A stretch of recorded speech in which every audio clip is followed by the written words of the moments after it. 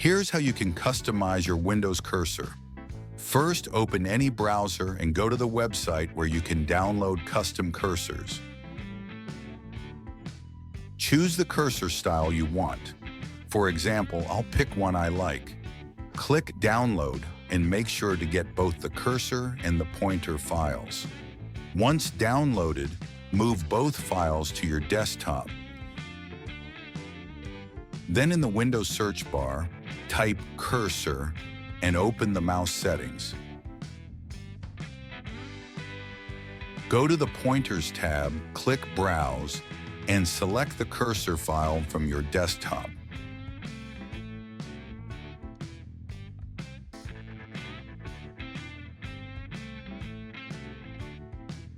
Do the same for the pointer file. Once both are selected, click Apply to save the changes. That's it. Your custom cursor is now active. Don't forget to like and subscribe for more helpful tutorials.